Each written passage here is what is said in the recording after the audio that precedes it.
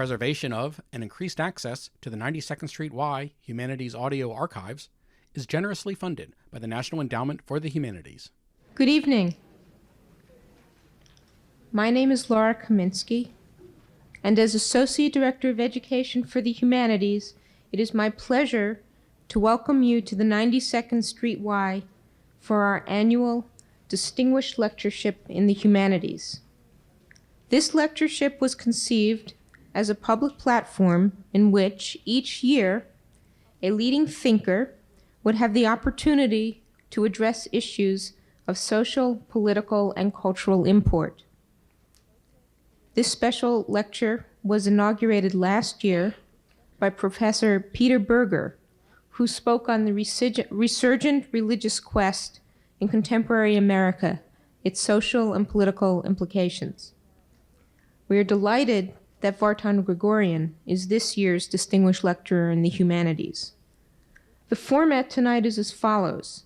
President Gregorian will present his initial lecture, after which you, the members of the audience, will have the opportunity to pose your questions. When you are recognized by President Gregorian, please stand as you ask your question. In this way, it will be clearly heard by all. Our guest tonight, Dr. Vartan Gregorian, became President and Chief Executive Officer of the New York Public Library in 1981.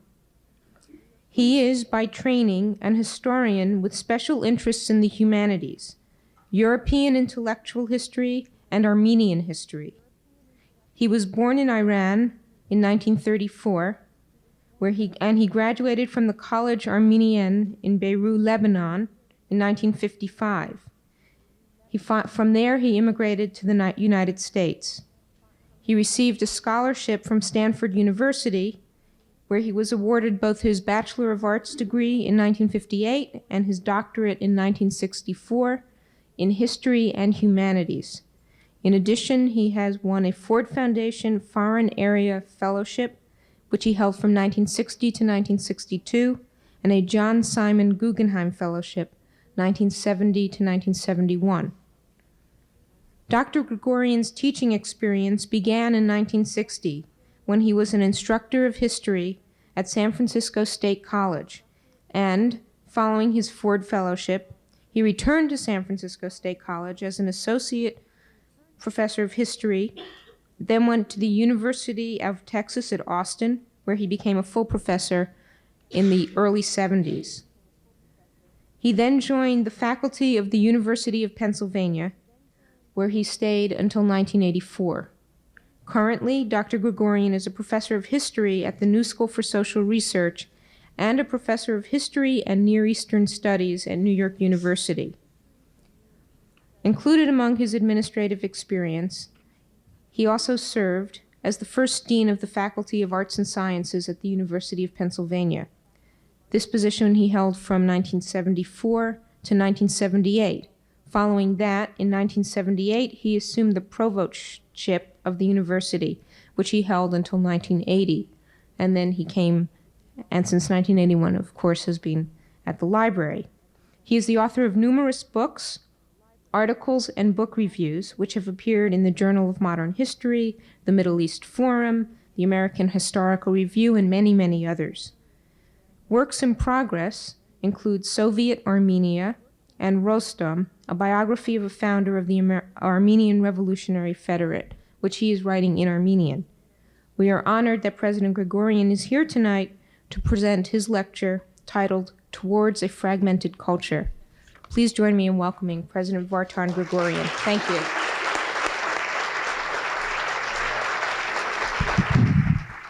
Thank you. I have a large subject to cover, and I remember my principal, when I gave my senior class lecture, he reminded me of the Archbishop who used to give such lengthy sermons that often the priests left the church, sometimes the congregation, and one day the doorman brought the key to the Archbishop and said, "When you finish, do you mind to lock up the door?" When I said this story to someone, he upped it with another story So somebody like me who was lecturing about a large subject, going faster and faster, so people looking at their watches, and he pretended he did not know what time it was and asked what time is it? And somebody from the audience said, you may not have a watch, but you have a calendar behind you. So tonight I'll try to be as short as possible. I've taken more than I can possibly chew, but I wanted to provoke you, and that's why I took this enigmatic and large subject. Now, in the Education of Henry Adams, published in 1907, Adams, a graduate of Harvard's class of 1858, wrote about his youth as a college student some 50 years later in the following terms. No one took Harvard College seriously. Harvard, as far as it educated at all, was a mild and liberal school. Leaders of men it never tried to make. It taught little, and that little very ill. The 4 years spent at college were wasted. Harvard College was a negative force. It's not hard to understand the vehemence of Adams's criticism. In attacking his college, Adams was criticizing the intellectual content of its curriculum, its teachers, and the quality of its teaching. At a time when momentous events were taking place in Europe, when institutions, classes, and ideas were being challenged to the writings of Auguste Comte, Karl Marx, and Charles Darwin, to mention just a few, Harvard of 1858, with its pre-Charles W. Eliot curriculum, had teachers who either were unaware of the above or else considered them unimportant. Now, some 79 years after the publication of The Education of Henry Adams, we confront different, more complex, more awesome challenges. I would like just to mention few. The information revolution, the state of public education, the state of the unity and diversity of American polity, and the state of literacy. And if we have time, I'll add others too as I go along. First, the information revolution. At the present, we face an unprecedented explosion of information and knowledge. We are moving rapidly to the dawn of an information revolution that may well parallel, we're told, the Industrial Revolution in its impact and far-reaching consequences. We're told that the total amount of collected information doubles every 5 years. On the other hand, the ratio of used to available information is decreasing all the time. We are unable, therefore, to use 95% of the available information. Supply, according to A. Morita, and I deliberately chose a Japanese, chairman of Sony, there is a tremendous gap between delivery and retrieval of information.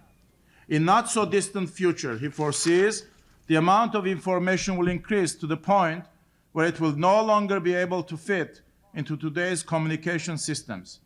Computer specialists estimate that there are now more than 2,500 databases available worldwide to computer-equipped houses and offices. At the touch of a keyboard, we can learn more than we can possibly absorb on any subject. And while it's true that attention to detail is a hallmark of professional excellence, it's equally true that an overload of undigested facts is a sure recipe for mental gridlock. No wonder that John Naisbitt, in his popular Megatrends, bemoans the fact that the world is wallowing in detail, drowning in information, but starved for knowledge. I agree with Carlos Fuentes that one of the greatest challenges facing modern society and our civilization is how to cope with and how to transform information into knowledge. Therefore, the universities and colleges, more than ever before, have a fundamental historical and a social task to give us not training, but education. Not education, but culture as well. Not information, but its distillation, namely knowledge, in order to protect our society against counterfeit and against manipulation of its fundamental institutions, which are so necessary to a free, open, and democratic society. This is not an easy job, for we are burdened in our universities and colleges with continued compartmentalization and fragmentation of knowledge, dictated by the advances of science, learning, and scholarship. Last year, for example, there were 800,000 titles published worldwide. In the United States alone, over 55,000 titles were published in 1983, up from 18,000 in 1961. Similarly, in 1983, there were some 12,000 journals and magazines listed in the Ayres Directory of Publications, up from 10,000 in 1982. We witness a similar phenomenon in the USSR, the Germanys, England, France, Japan, even Sri Lanka and Peru. Second phenomenon that is facing our culture in the form of pressure and tension is the state of public education. Almost from the beginning, America placed its faith in the future by developing public schools for all. It did so in the belief that a better educated citizenry would inevitably provide a stronger democratic society and a more prosperous one. This was a radical idea running against the grain of the class structure, and I would say also the racial policies of the time around the world and even in America, and also a source of great American pride. 143 years ago, the New England divine Edward Everett, minister, scholar, orator, politician, president of Harvard, and a leading conservative of his time, delivered a famous speech on this very question. He said, and I quote, "There are two roads by which a society can travel when it comes to the question of education. One, the route most other nations had followed, was to treat education as a luxury for a small, privileged class of wealth and leisure. By that reckoning, the fortunate few would let learning creep in with luxury and dispense its blessings to those it chose worthy of the honor. They would do so out of the surplus of vast fortune." That Everett intoned was not the American way. The American way was to make the care of the mind from the outset a part of its public economy, the growth of knowledge a portion of public wealth. At a time today, in view of this commitment of not only Everett, but Jefferson and other founding fathers, at a time when the United States has global challenges and responsibilities, when it faces immense economic, scientific, and social challenges, when America's democratic fabric is under severe strain, one of the major institutions of our nation, its public education system, is facing a tremendous crisis of confidence, quality, and equality. During the past 4 years, numerous studies have attempted to shed light on the weaknesses and the vulnerability of our educational system. One, the memorable national report, A Nation at Risk, concluded with the famous words which were taken very seriously, and I quote, "For the first time in the history of our country, the educational skills of our generation will not surpass, will not equal, will not even approach those of its parents. If an unfriendly foreign power had attempted to impose on America the mediocre educational performance that exists today, we might well have viewed it as an act of war." A quarter century after the Sputnik, and a quarter century after Eisenhower's Science Commission and its recommendations, only 1/3 of America's 16,000 school districts demand more than 1 year of mathematics or more than 1 year of science for a diploma. Fewer than 1/3 of American school systems even teach calculus. According to National Science Teachers Association, some 30,000 of the 200,000 math and science teachers hired in recent years are totally unqualified for their job. And nearly half of the new teachers hired between 1981 and 82 lack proper education and preparation. A special commission of the National Science Foundation concluded in 1983 that a nation that dramatically and boldly led the world into the age of technology is failing to provide its own children with intellectual tools needed for the 21st century.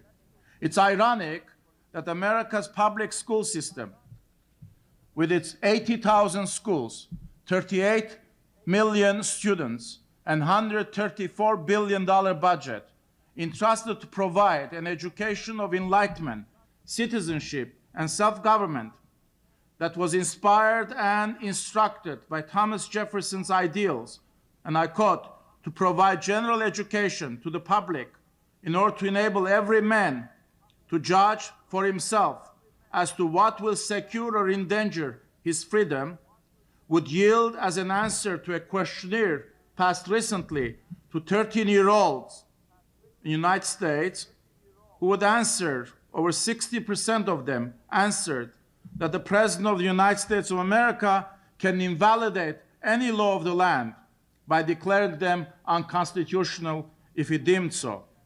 The problem of scientific literacy, or even civic literacy, are compounded by the fact that the high school dropout rate is now 27 to 30%. Every year, some 850,000 young men and women do not finish high school. That is not all. Despite almost 100 years of formal attempts stamped out adult illiteracy in America, some 20% of adult men and women in our nation cannot read well enough to understand a want ad or write well enough to fill out a job application.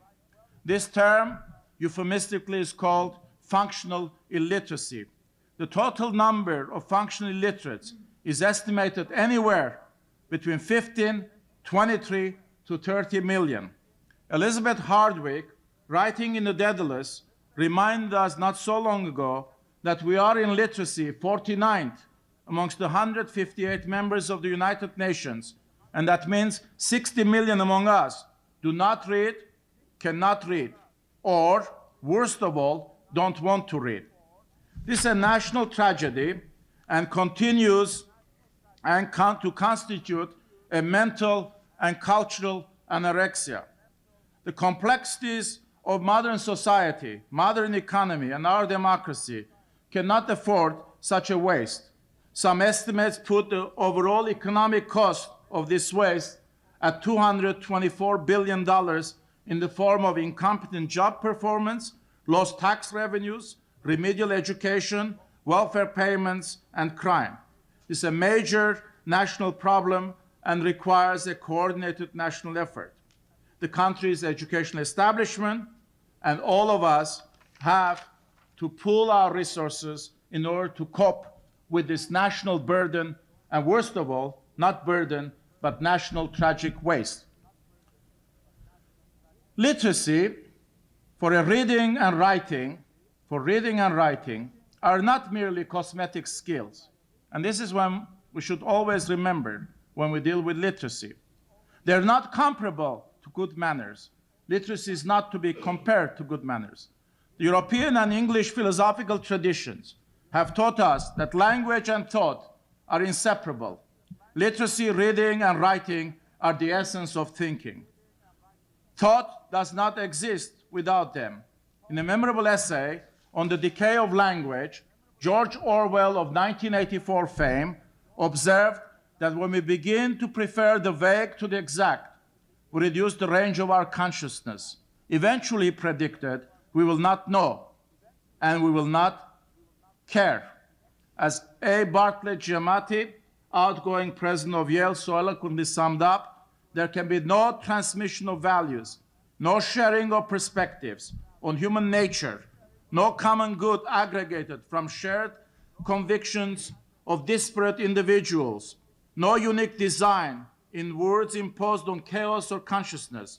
There can be no legitimate aesthetic or intellectual or civic justification for literary study without the primary recognition that the language, its defense, its nurture, and dignity is our first and our special responsibility.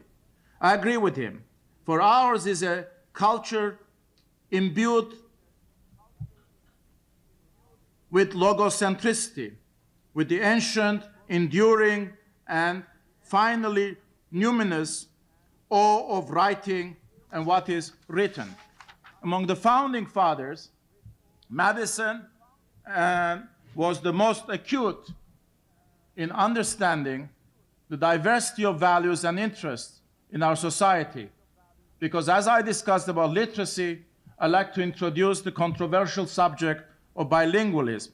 Because among the founding fathers, Madison, as the most astute interpreter and understanding of diversity of values and interests in our society, provided the basis of political freedom.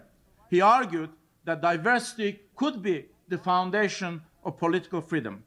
Political theorists, from Aristotle to Jean-Jacques Rousseau, had assumed that free republican government could survive only in small communities where there was a consensus of values.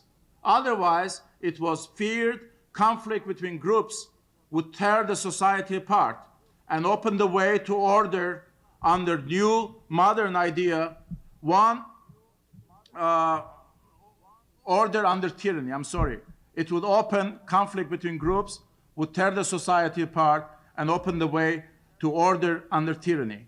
Madison, however, was one of the unique individuals grasped a radically new modern idea, one rooted in American society, namely that diversity itself could secure freedom and stability in a republic. In the Federalist Papers, Madison argued for an extensive republic, one containing diversity rather than the consensus assumed or preferred by the opponents of the Constitution. He explained that with our society broken into so many parts, the rights of individuals or of the minority will be in little danger from the interested combination of the majority. Recognizing that religious diversity nourished religious freedom in America, he argued in a free, and I quote, in a free government, the security for civil rights must be the same as that for religious rights. It consists in the one case in the multiplicity of interests and in the other in the multiplicity of the sects.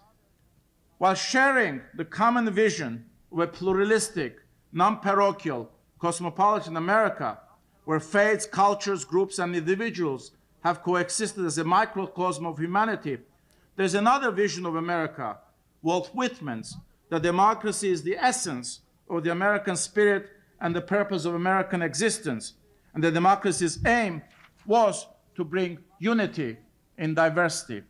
I mention this because currently there's a major debate, and that affects also the subject of tonight's, namely, to what extent the unity of the American culture, or unity of any culture, is possible nowadays when we conceive of America no longer a pluribus unum, out of many one.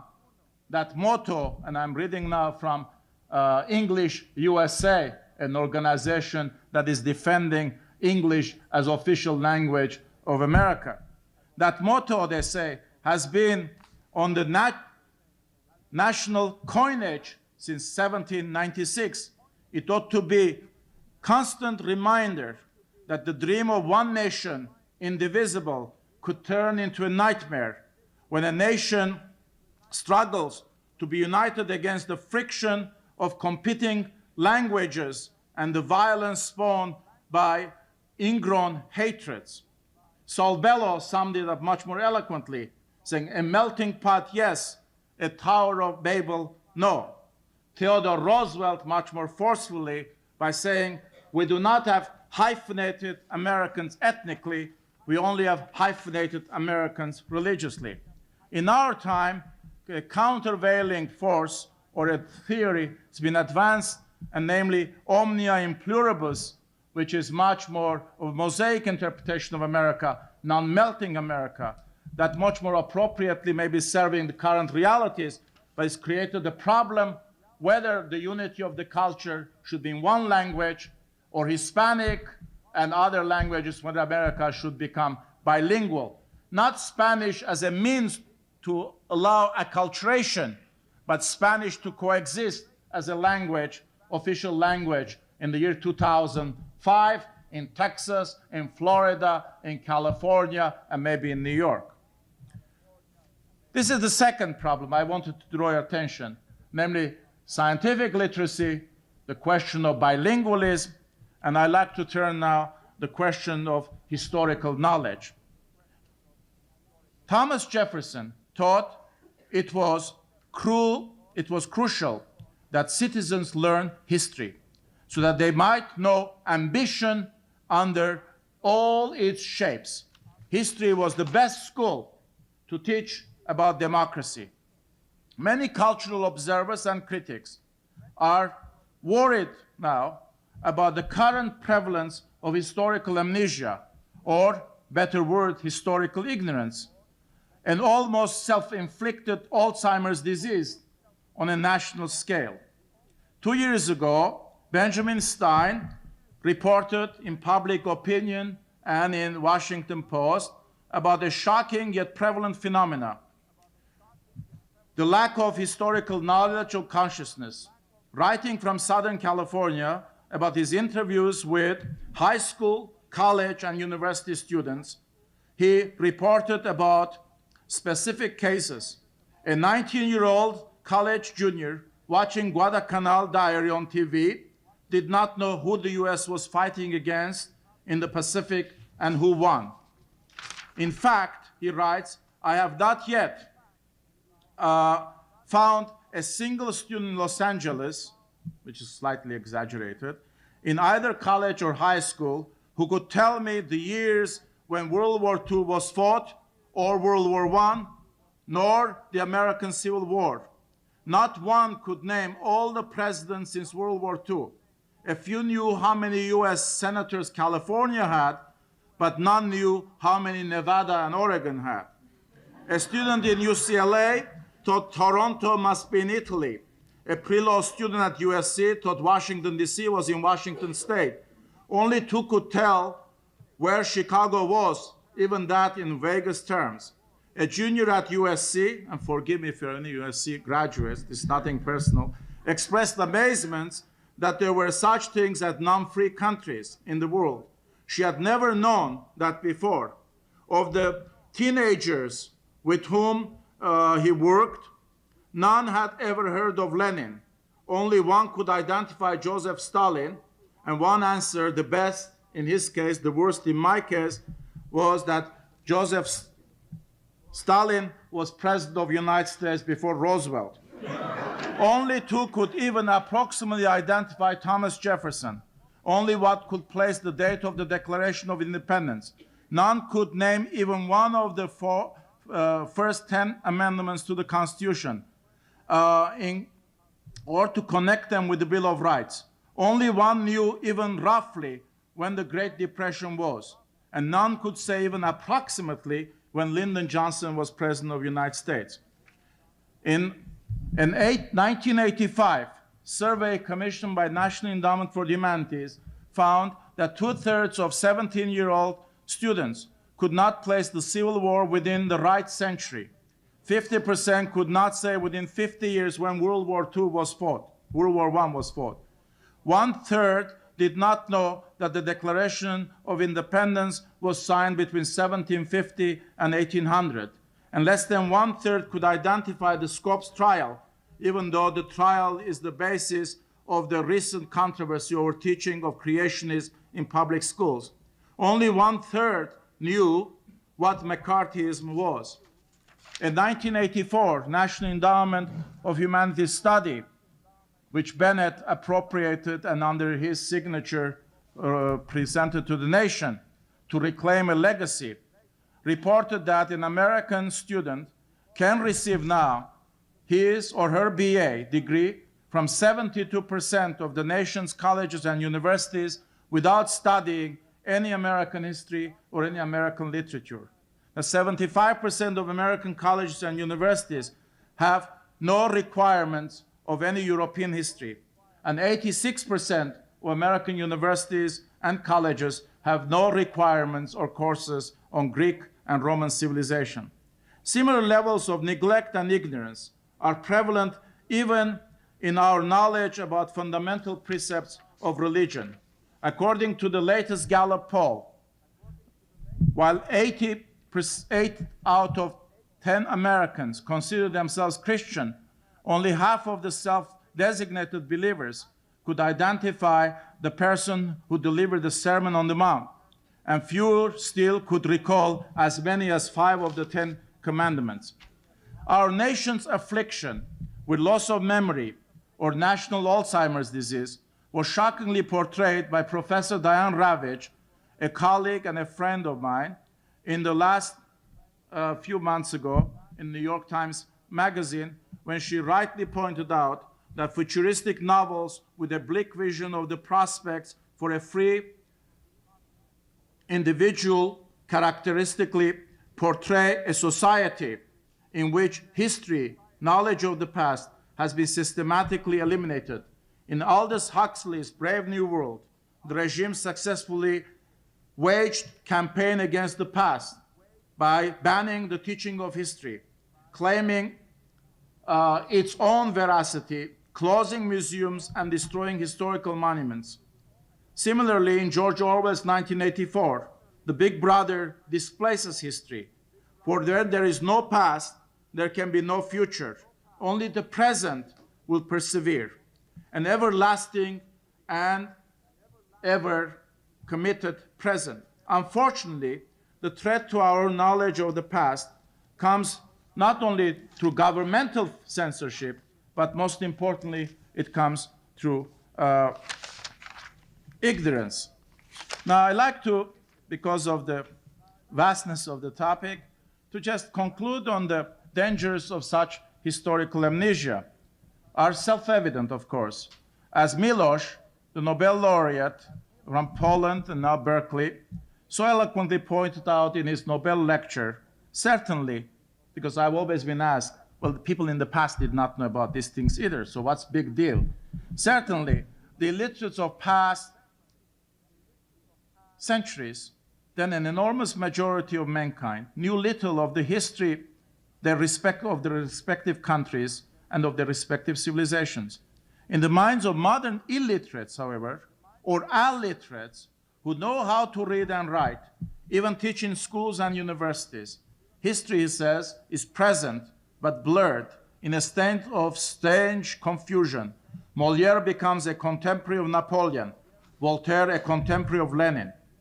It is this kind of historical ignorance that breeds nihilism as well as inhumanity.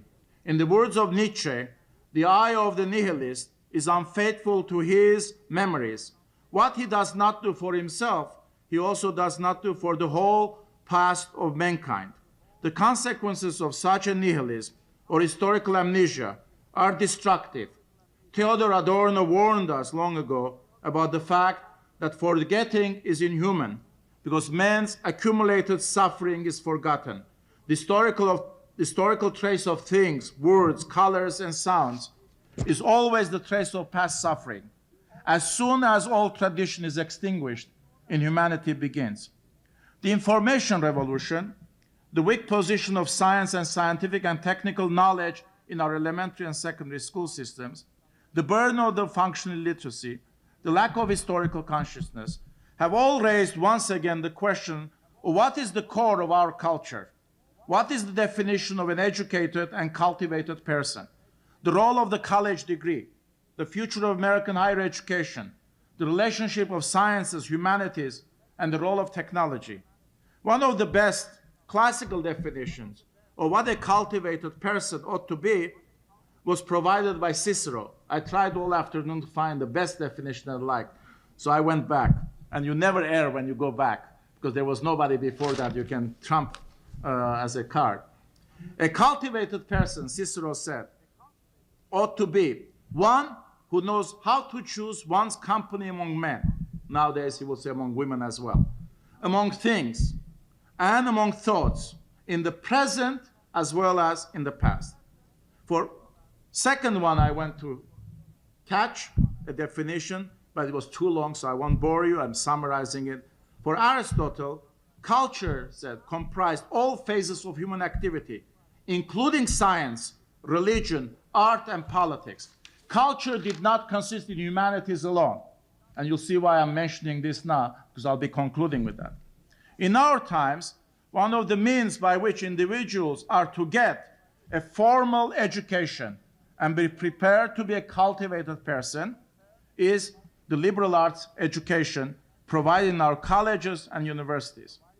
In the words of Justice Felix Frankfurter, a modern interpreter of what a liberal person or liberally educated person is or ought to be, the mark of a truly civilized and cultural person is confidence in the strength and security to be derived from an inquiring mind. But this did not satisfy me. So I went to pick a professor, but I said, all of you will say I'm trying to drum up business for the colleges and universities. So I went and found the best defense of liberal arts, which is given by former president of DuPont Company. And let me read it to you, and you can see the divisions between, therefore, what is ideal and what is reality. One of the best defenses of the cause of a liberal and general education was given by Crawford H. Greenwald, president of DuPont Company, who is now president of American Philosophical Society. He says, and I quote, "Today's specific skill in any given field becomes less and less important as the executive advances through successive levels of responsibility. His company's aims," he said, "were to have individual executives who would," and I quote, "number one, understand and interpret the social, political, and economic changes, both national and worldwide. B, to know the importance, the impact, and use of history, science, philosophy, and the arts in the world today. 3, to accept the concept of intellectual activity as a never-ending process to be continued throughout one's life. 4th, to balance with a humanistic background the almost complete attention generally given by younger men and women in the business of acquiring technical knowledge and competence. And lastly, to offset a tendency to conformity which is bound to occur in a highly specialized business. This is why most proponents of liberal education have always felt and sought the unity of a culture in order to be able to teach the students to think critically and with detachment, to write clearly and with style, to understand basic principles of science and technology, to understand the theory and the substance of the sciences, to achieve competence in classical and modern languages, to become acquainted with the full scope of human achievement and experience in art, drama, religion, and science. A liberal art education does, and I'm quoting, more than acquaint students with the past or prepare them for the future. It gives them a perspective for reflection upon the nature and texture of their own lives. It provides them with standards by which to measure human achievement and to recognize and respect the moral courage required to endure human anxiety and human suffering.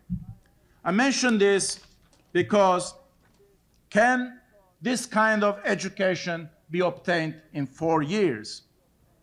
The same 4 years, by the way, that were required in 17th century to acquire proper educational culture.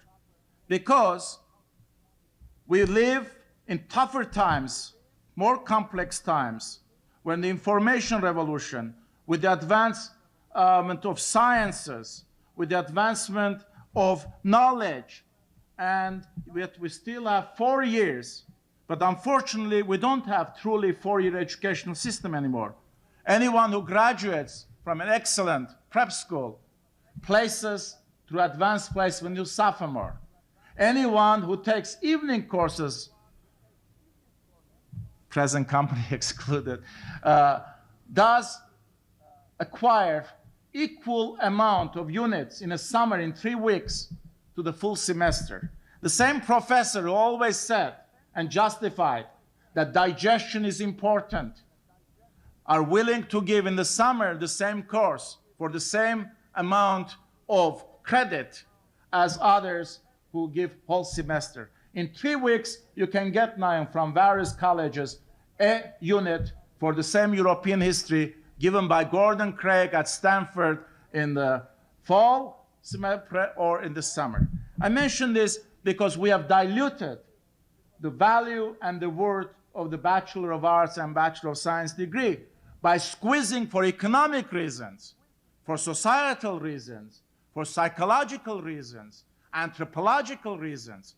But we've always rationalized that we do have in 4 years an educated and cultured person who can be considered as properly in tune with the culture and patrimony of one's past. I say this because one of my recommendations at the end is going to be that the time has come not to dilute, but to upgrade degrees. Instead of having BA in 4 years, maybe having 6 years. Instead of having PhD in 7 years, have it in 10 years. Don't use economics to rationalize degrees, but use education to rationalize the economics. There has been a widespread and disturbing also increasing segmentation in the faculties and universities. If we say during the 4 years you could develop the designation of a cultural cultivated person, this may have been possible in the past, but we have now tremendous decrease or increasing fragmentation of the disciplines have resulted from narrowing academic specialization by disciplines. Specialty has begotten subspecialty, and the process has continued unabated over many years. Parochial campus-bounded loyalties long ago gave away, therefore, in many institutions of higher education to a much more cosmopolitan discipline-defined professoriate rather than institution-bound professoriate, because the discipline has become the green passport, not the college in which one teaches. The research has become the important thing because that's transferable, not the teaching. The movement towards fragmentation is perhaps most pronounced in the pluralism that characterizes post-secondary education in America today. American faculty members are dispersed throughout a wide array of post-secondary institutions, and these institutions serve now, for the first time in history, socially very important function, but intellectually in a fragmented position.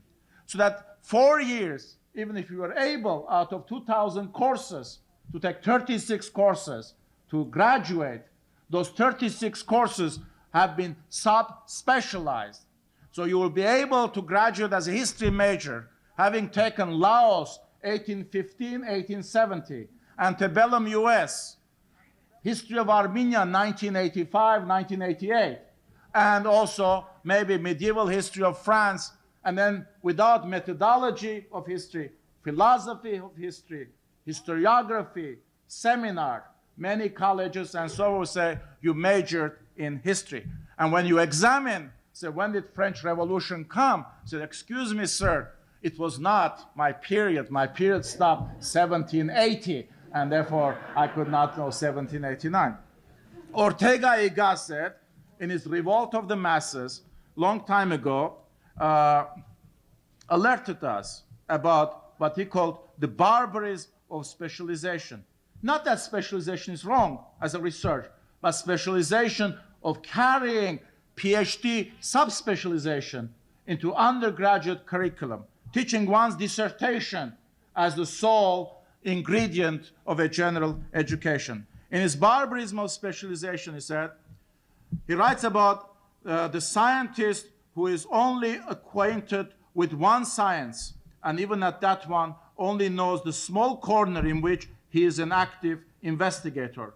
Ortega referred to such narrowly trained specialists and professionals as learned ignoramuses. That is, learned, yes, but uncultivated as well. We have today, Ortega wrote in 1930, more scientists, more scholars, and professional men and women than ever before, but many fewer cultured human beings who will know the range of the culture in order to impart to a new generation, for whom learning will not be Dante's description of hell, where nothing connects with nothing, but it was something where everything connects with everything.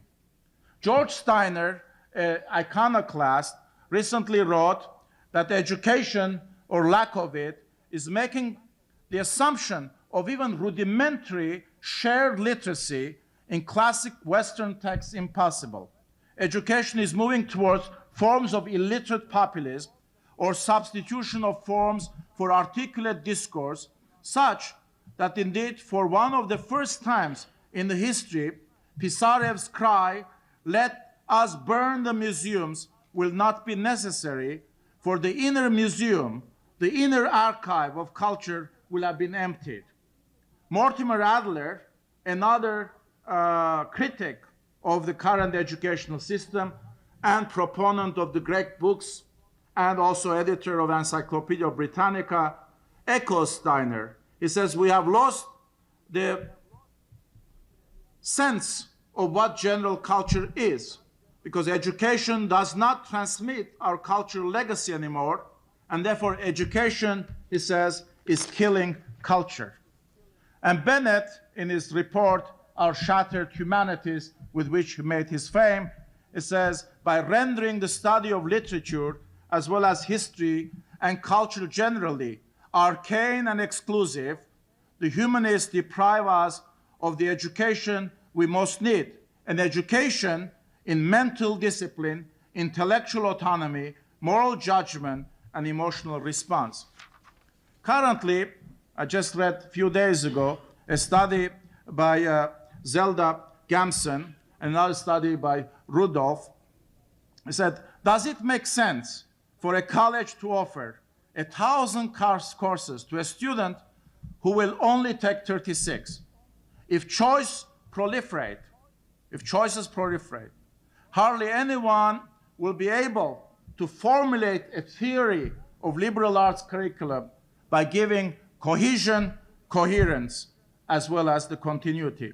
With so many electives available, students bound from one course to course, acquiring the requisite credits, but not necessarily an education, or an education that for the first time since 19th century, or first time in the history, the term literacy, the term culture itself has become fragmented.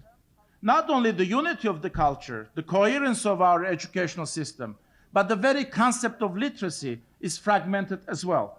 Sloan Foundation's report is calling for analytical literacy, namely the inclusion of applied mathematics, technological literacy, and the competence and computing in our curriculum, in an effort, they say, to create a new liberal arts, which will include technology, technical knowledge, scientific knowledge as part of it. As if liberal arts had excluded science, which has not. Usually, everybody deals, when they deal with liberal arts, they deal with Chaucer, English literature, semiotics, and so forth, forgetting that liberal arts colleges or liberal arts curriculum includes mathematics, includes biology, includes psychology, includes chemistry, includes physics, and so forth. Somehow, humanities or liberal arts have been affiliated, associated with humanities rather than hard sciences. Nevertheless, the advocacy of Sloan Foundation studies was to bring mathematical and analytical literacy.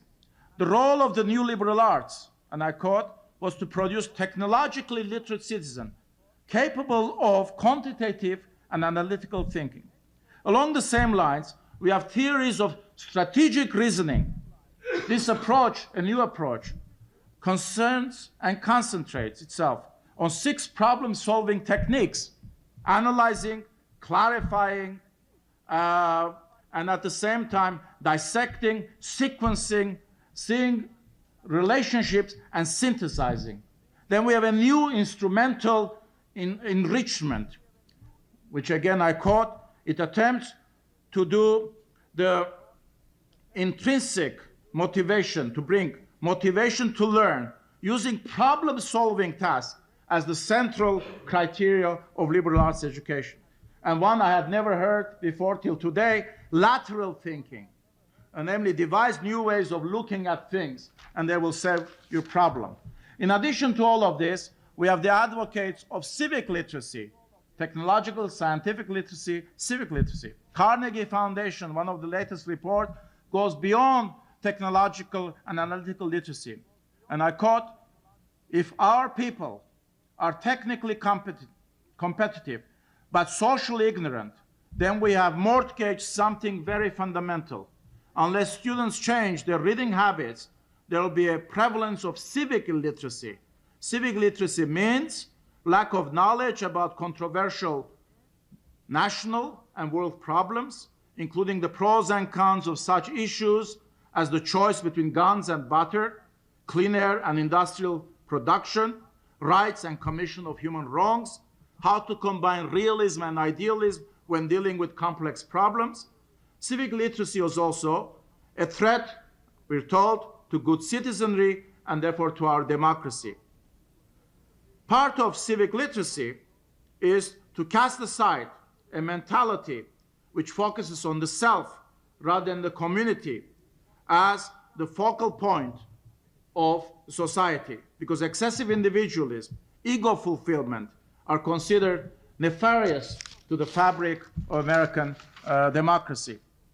How could we understand, we're told, busing as a phenomenon by school children and the parents, if neither the school children nor the parents have ever heard or know about slavery, the Civil War, the Reconstruction, Jim Crow laws, the Brown versus Board of Education, Supreme Court decision, Martin Luther King Jr., and the Civil Rights Movement, that no decision in our society could be taken out of context, and hence civic literacy is important along not only with culture, not only with technological literacy and scientific literacy, but as well as literacy in general. Great nations write their autobiographies in 3 manuscripts: the book of their deeds, the book of their words, and the book of their art. Not one of these books can be understood unless we read the 2 others. But of the 3, the only trustworthy one is the last, namely art.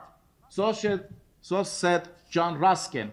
So we have also people who say the humanities and the sciences cannot possibly provide liberal arts education without including also the arts.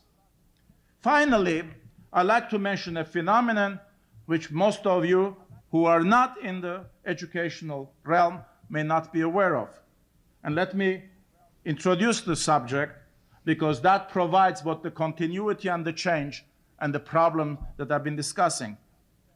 More than a century ago, Charles W. Eliot, at the outset of his remarkable career for 40 years as president of Harvard from 1869 to 1909, he wrote how the calling of the professor is to be made more attractive to ambitious young men.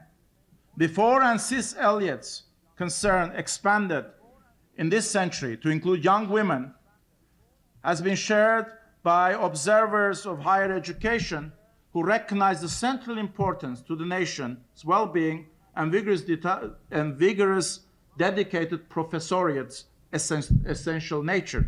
Namely, what I'm trying to say, we are going for the first time in our history, by 1995, we'll be needing 500,000 professors to replace the American professoriate.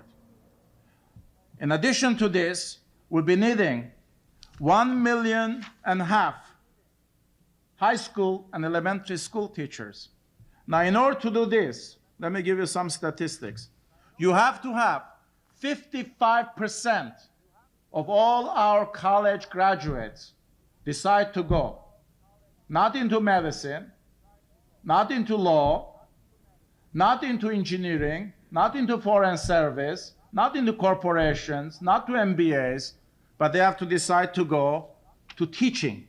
We're talking about 2 million people have to replace the American leadership in the realm of education. Now, this is going to be one of the most disheartening and one of the most revolutionary events in the history of our nation's culture, because We do not want, nobody wants, to have the lowest common denominator to go into all these domains because of the unattractiveness of the salaries. American professoriate has lost salaries in net, including inflation, 20% income since 1970. It's not an attractive field to go. High school teachers have lost equally the same amount of income. There's no prestige involved anymore to go into the field of academia, especially the youth, the talented one, often go into the applied. Even if they go to the academic world, they go into the applied rather than the theoretical field. The result is going to be if not only fragmentation, but possibilities of discontinuities in many of our major achievements of the last 2 centuries in the academic and the scientific realm. One of the ways we have overcome some of these deficiencies during last century or 50 years has been through immigrants. We have more Chinese now. We have more Europeans, Canadians, English, and Germans. But if you have Europe, Japan, and others gain equal access to opportunity, competition, and so forth, we may not be facing the phenomenon which we face in engineering schools now, where 50 to 60% of our students in engineering schools are foreigners. When we have Japanese, Indian, and Chinese students as teaching assistants with dictionaries in their hand, translating and teaching the American graduate students. Now imagine this in 1995 to the year 2000 and what is going to happen in this country. And lastly, to conclude, H.L. Mencken was fond of saying, for every complex problem, there's a simple solution. And it's invariably wrong. And let me try to make some wrong conclusions. Number one, so you could not see that I just enumerate problems without saying some of the opportunities. One of the first things I hope we'll be able to do is to devise a new curriculum. And I say this, not core curriculum and others, because we have to bring integration of knowledge on the undergraduate level. Maybe for the first time, try to bring a unity of the sciences and the humanities, and even sciences and technology. I do not agree with C.P. Snow's 2 cultures. I wish there were 2. The dialogue will be easy. We have many cultures, unfortunately. The fragmentation is rampant. You bring physicists now together. They do not have common language within particle physics, nuclear physicists, this and that, so forth. We have fragmented. One of the things is going to be to bring a dialogue and also bring respectability among the humanists for the science. I find scientists are much more open towards humanities than humanists are towards the sciences. I always remember the Anglican Archbishop saying to the Episcopal bishop, said, brother, we both serve the Lord, you in your way and I in his. Humanists always say to the scientists that way. The time has come to put that aside, to bring not only National Convention of Physicists, Humanists, MLA, but after the convention is over, to bring all of the results in order to discuss each other in order to bring the coherence of our culture. Second, all the training, the time has come, whether general education should not be considered to be the last year rather than the first year. The first year, everybody is pressured, like peer group, parents, and so forth. For a job, you better be sure to take the courses and so forth. Maybe the last year should be declared general education year, after one knows what one has learned and what one has to learn. And maybe that's the time one can devise an individual general education, whereby 3-4 professors will sit with you, say, you take now the following 4 or 5 courses in order to learn. Then, I also believe the time has come for us not to mislead the parents or the students. One of the fascinating things I've read is John DeLatte's, former president of St. John's. It's a real career education comes from liberal arts, which is a bland title. But he makes three important points, and I'd like to leave them with you. That we have to differentiate between terms career and job. He carefully wants to differentiate career and succession of jobs, because we also have to differentiate between time and leisure, free time and leisure, between having a career and having an income, between a professional and non-professional person. He laments the fact that we have not taught our students about the fact that the career is the work one chooses to invest one's life in. A career is work, but not necessarily employment or wage earning alone. Failure to appreciate that distinction yields the unfortunate and misleading impression that career men and women are simply employed men and employed women, people with jobs. That impression obscures, for example, the fact that a woman or a man whose chosen work is the raising of the children has a career. Conversely, while many people with jobs may have only labor and income, but no work to which they are committed and thus no career. Students, however, are being taught that having a job is tantamount to having a career. This is not only false, but may inhibit individuals' aspirations as well. Similarly, there is confusion about what constitutes a professional. Students learn that a professional is distinguished from an amateur by being paid alone. There is similar confusion about difference, most important in my book, between a vocation and an occupation. But more important than that, the idea of leisure has been collapsed into the idea of a free time, thus demonstrating little knowledge of the classical and traditional concepts of leisure, namely time to devote to oneself, one's improvement, time invested in oneself, not merely free time and therefore leisure.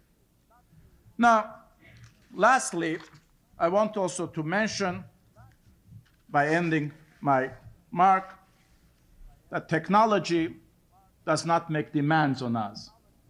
We make demands of technology. I'm not a deterministic person. I believe that we're responsible for technology, for our lives, and everything else. But I want to finish with a quote from Schiller, and then, which I found today also. I read for the first time. You see how I stayed up last night working on this lecture. That's why everything is fresh.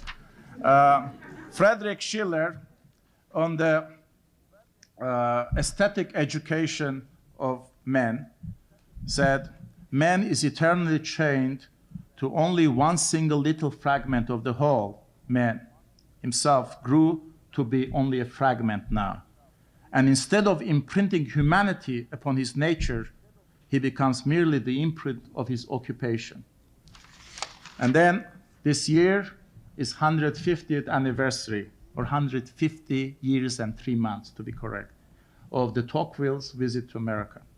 It's de Tocqueville who coined the term individualism to describe the American character. While describing that, he also said two things about America. America's success and enduring respect for humanity is going to be how to balance, bring delicate balance between individualism and collectivism. That what is happening, our educational system is teaching us now how to cope with success. It does not teach us how to cope with adversity and failure. The result is whoever fails once is considered un-American in a sense, has failed forever. This is not only contrary to the whole cultural tradition, but is also against the entire existential bent of men and women we have. Second, that in true individualism has a social component. Without doing justice to that social component, we'll be destroying the fabric of America, either through narcissism, egotism, selfishness, forgetting what the fabric of this country was, that individuals emancipate themselves in order to be better part of the whole, rather than in order to be apart from the whole. With that, I hope I've raised enough questions. As I said in Mankin, I don't have the answers, but maybe during the question and answer period, I'll be able to answer some of the questions. Thank you very much.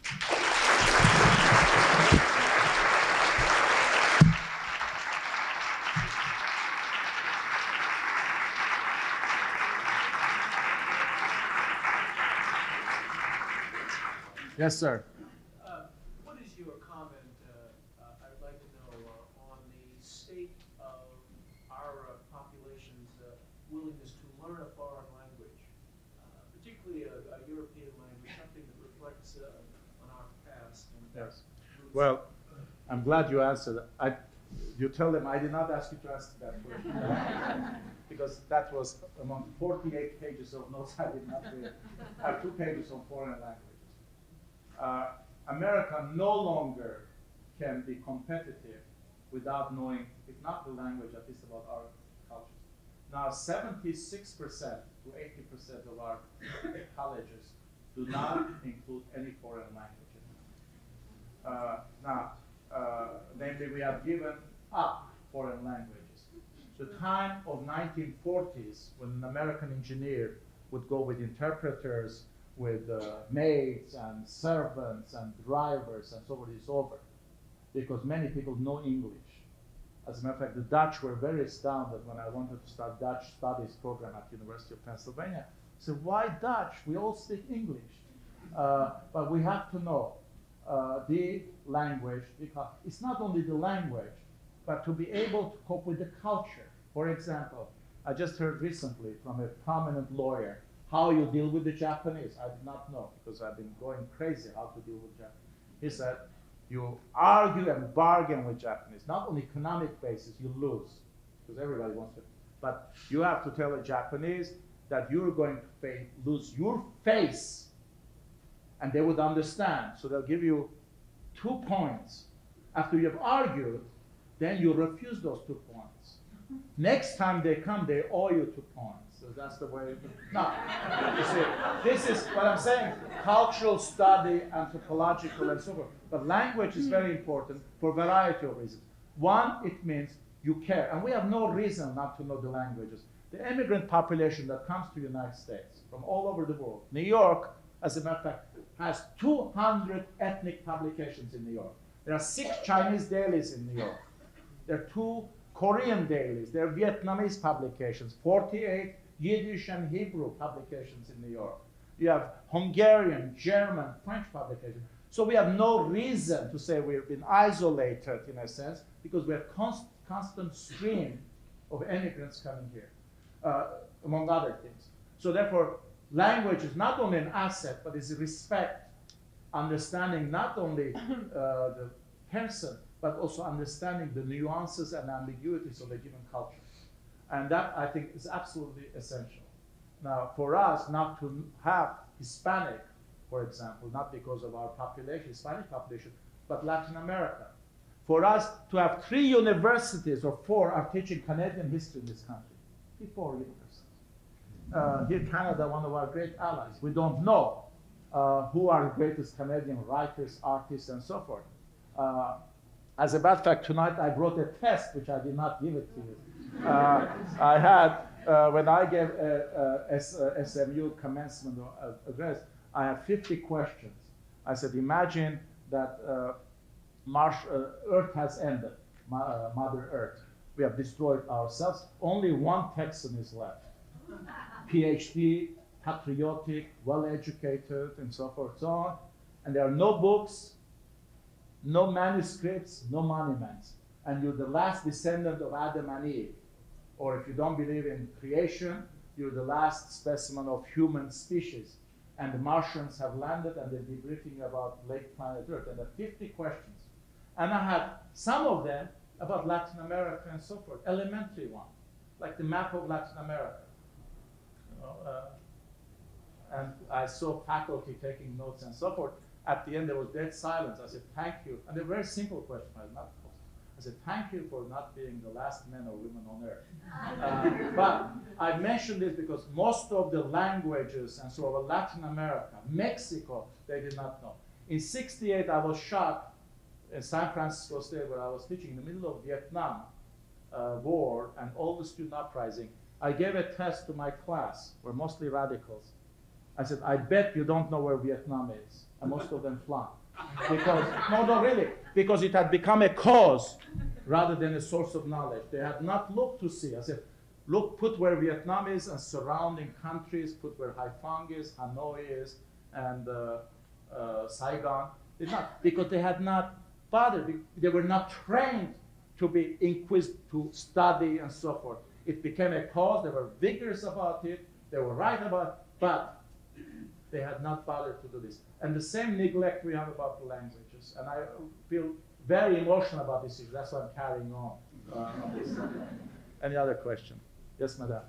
It seems to me that that's what our country was based on, was negating the past.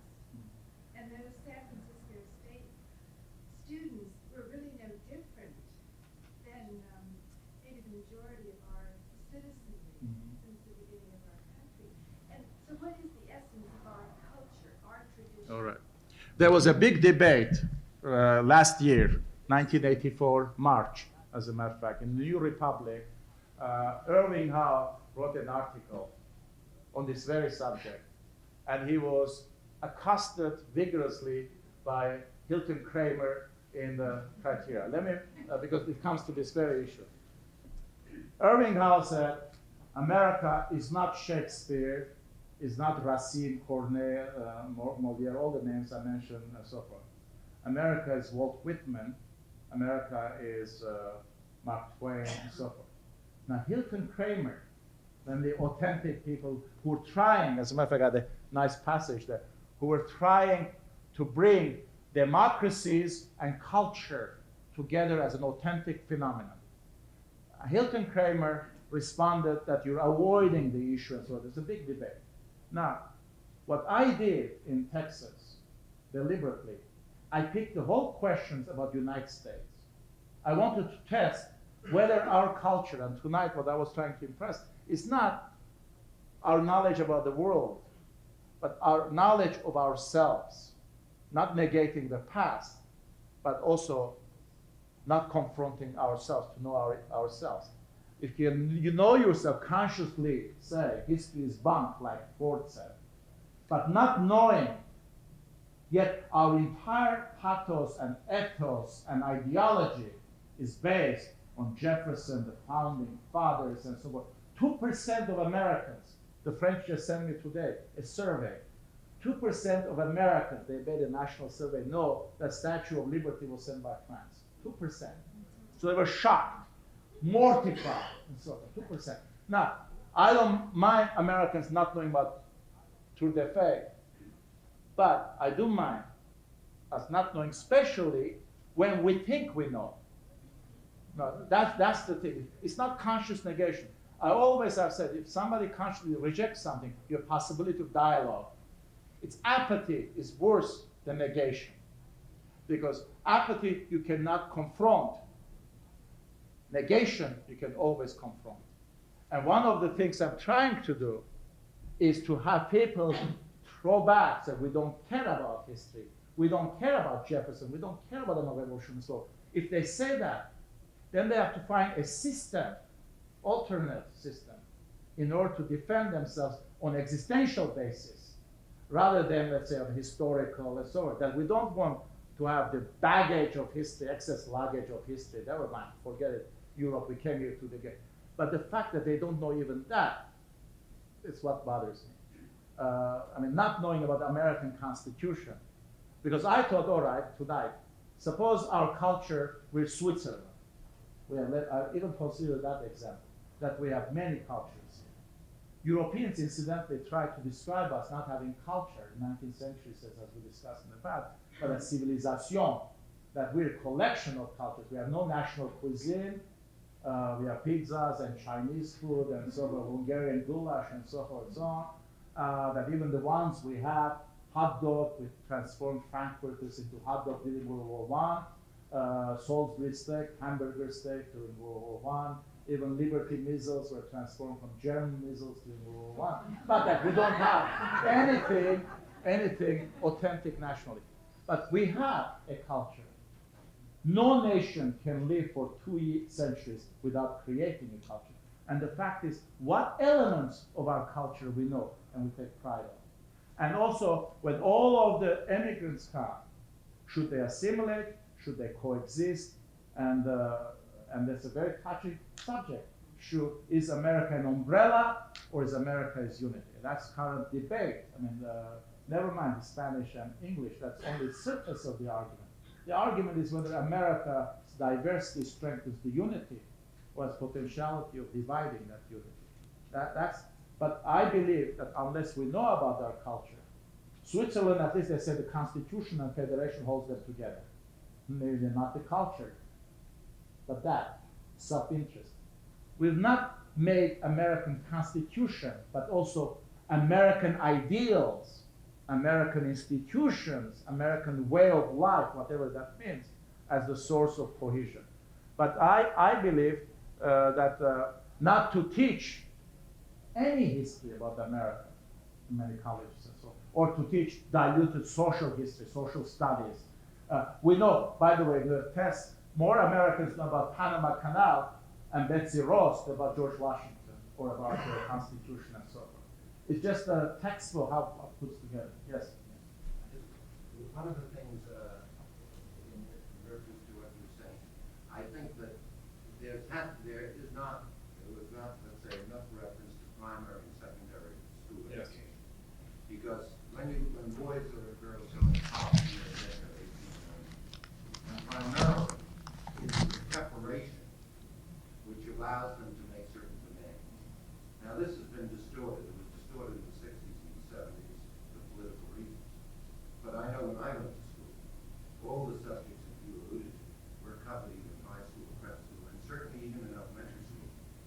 And that is, I think, the basis of someone who is prepared for college. You can't come into college without having, let's say when I went to high school, we went through calculus in high school. So you were prepared. You can take somebody who has had a poor elementary, high school education, and then suddenly teach him the humanities, or teach him how to think. Because I think in essence, I think it's best stated in Howard's book on thinking, that the essence of a human being is to think. Now to think you need knowledge, you have to correlate. But if you think of, let's say, Germany in the 30s, you had a lot of educated people. They knew art, they knew music, they knew philosophy, they knew history, but morally, they were degenerate. And probably their thinking process was aborted. Because theoretically, if you think something through, you're able to balance self-interest and society. So I think that really one of the great needs, which probably can filter from the top down, that's usually how it starts in this country, it filters from the top, and then it goes into the elementary, to the secondary and elementary. They start to be inspired by changes at the top. Has to be good primary, good secondary school education. Nobody would disagree with you. But let me mention one other thing. One of the quotes I had was from Hannah Arendt. Hannah Arendt said the price for totalitarian education is not to inculcate values. Now, one of the things we have done, we have tried to provide, as it's a neutral education, no value involved.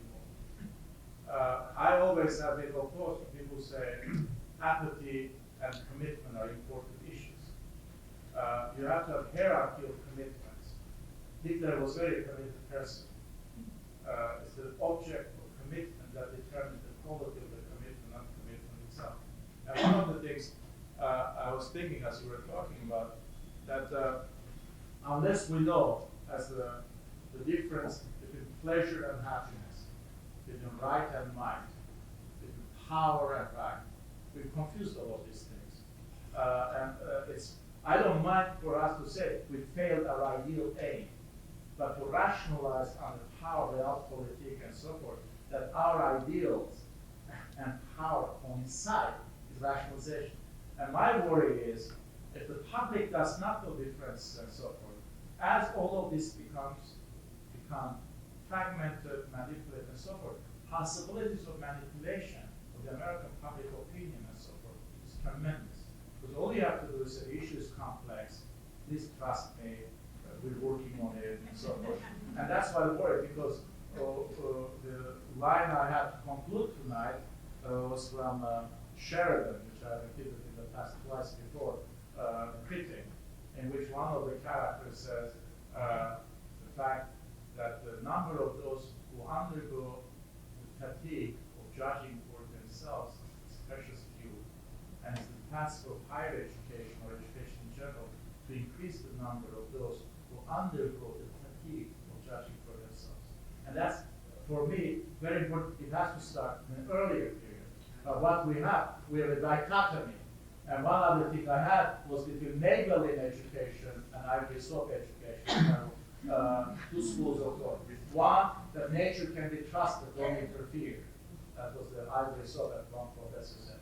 The other, Nagellin, that nature has to be tamed and so forth. So we also said our entire educational system contradictory messages to the children. On the one hand, I said, think, on the other side, do as I say.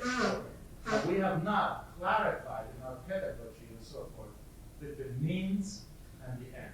And that always we come to this philosophical conflict.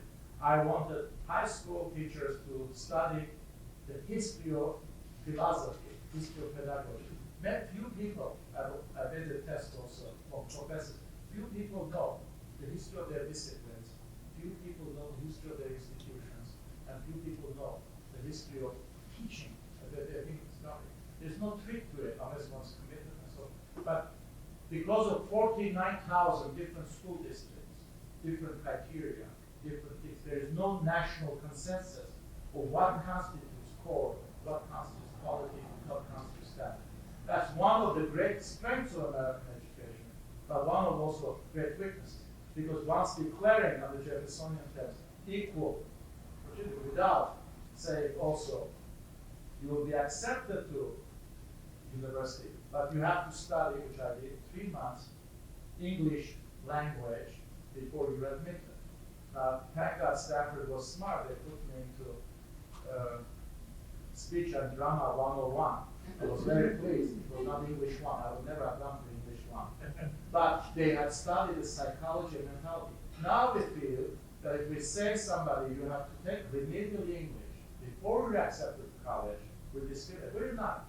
And there are, therefore, both political and social considerations also, which do not allow, in a sense, to harness the energy and usher in and do justice to the students. Well, I would just like to say, not to labor this, but it is, when a student goes into college, he has to have the ground. In my own experience, I have encountered very few good college students who could approach core curriculum, do it well, or have the interest, unless they were well prepared. It's a good high school graduate, it's a good primary school graduate who has this curiosity, who has this desire to learn. And that's a 10-year or 15-year period, from 5 to 18, as I told you. And that's where we have fallen down. And it's too late to start in college. You have to start before. Now, I'll ask, because I'm going to stop. I was said signals, I'm not doing one thing I'd like also to mention. Somebody challenged me and said, how would you organize your curriculum when I was provost? I did try. I tried to have 4 different courses, 1-year courses. One was Cosmos, where a physicist, a mathematician, a geologist, a philosopher would teach the history of cosmos for a full year. So that when you graduate from a college, you should be able to write on the bulletin board Ptolemaic definition or solution mathematically and physically of the universe, Einstein's definition of the universe, so forth. So when people are talking about evolution, creation, so forth, you would know that you live on Earth and you know the history of continents of Earth. The second one, most universities have called history, diplomatic history. It was my hope to have 4 diplomatic historians teach one course, history of the Cold War. Soviet, European, American, and somebody else, Asia, to teach history of diplomacy. So there would be 4 views, 4 methodologies, 4 perspectives. So a student who has taken a course on Cold War has not taken one interpretation, but does know totality. The last thing that I was proposing to do was history of agape and eros, so people would know from antiquity to modern times various notions of love and so forth. So they could put comparatively various cultures together as their true topic they would have come to know what let's say, the evolution of Christian agape, eros, Greek eros, and all. But without doing that, I'm talking about general education, I'm not talking about graduate education, which they should subspecialize and specialize and so forth. I felt that students need a general perspective in order not to be manipulated, because by taking one course on Russian history from one professor or American history, one's entire future is determined, directed, without challenging, especially if the professor is charismatic and theatrical and so forth and so on. With that, I'd like to stop because I promised to stop 9:30.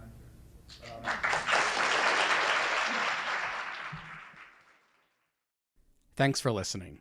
For more information on the 92nd Street Y, New York, and all of our programs, please visit us at 92ny.org.